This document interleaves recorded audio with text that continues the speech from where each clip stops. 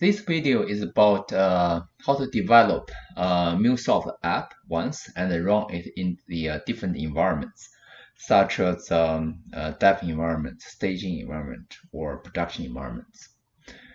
So we don't want to when we run the Mule app in different environments, we don't want to always modify the Mule app. The reason is it can in any enterprise development environments. If we always modify the app for when we run for different environments, we could easily introduce bugs or have unexpected behavior. So the idea is that we externalize the environment information from app itself. So every time we run it in different environments, we need to set the environment as a parameter. Then the app can run in the different environments without any problem. So right now, let's look at there's a very simple MuleSoft app called Test Project 3. And this app, what it does is connect to a Salesforce instance and run a query, and then dump the query results into a log file. So we know when we connect to Salesforce, we need to specify the connection parameter to connect to Salesforce. So here is how we specify the connection information. We can see we didn't hard code the connection information such as username, password. We enter them as parameters. So that means those parameters can be changed for each environment, such as dev, staging, and production. So the next question is, where we specify those environments. So now they are specified. Now we need to introduce another concept called the property files. So those parameter values are set in property files.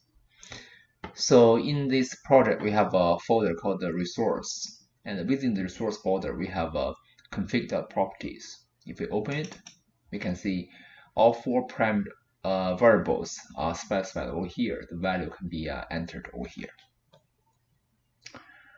So for each of environments, we need to load these property files for the Mule app when Mule app runs. But how the Mule app knows where to load the property files? Because for each of environments, the path, the file path to store the property file could be different.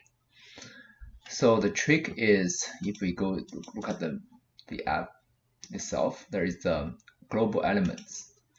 Within the global elements, there is something called the property holder. If we double click on this, it specifies the path to load the property files. You notice the path, the root part of the path is also a variable called the mule.path. So basically that means the path is not hard-coded.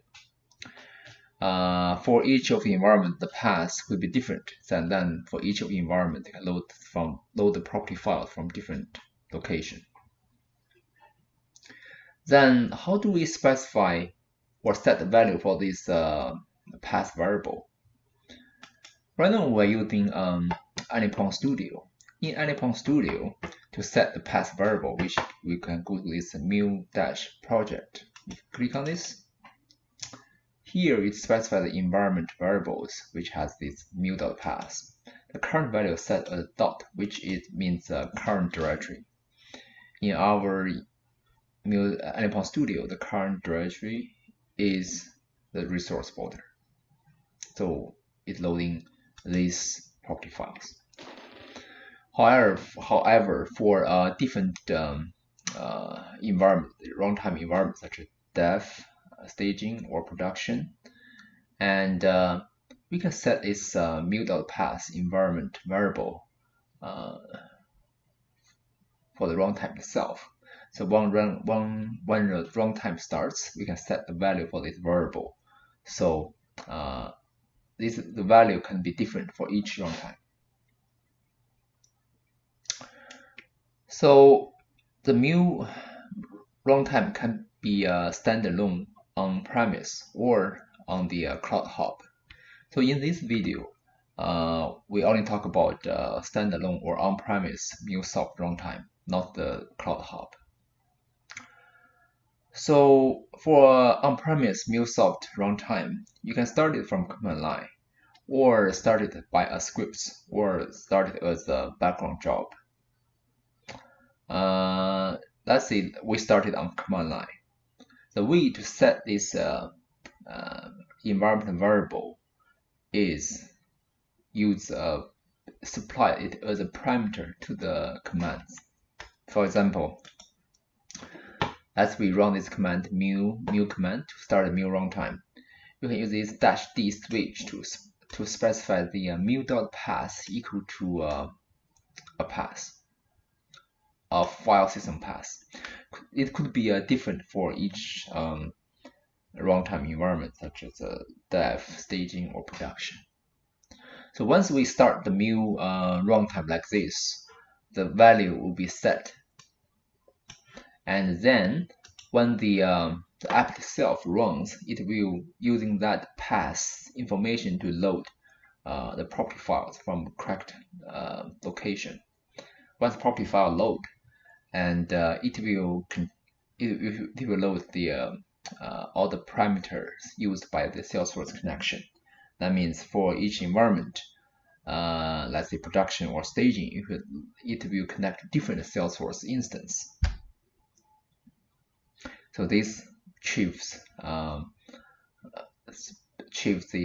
way we develop the MuleSoft app once and run it in different environment by simply switching parameters. And this is all we want to talk about today. And thank you for listening.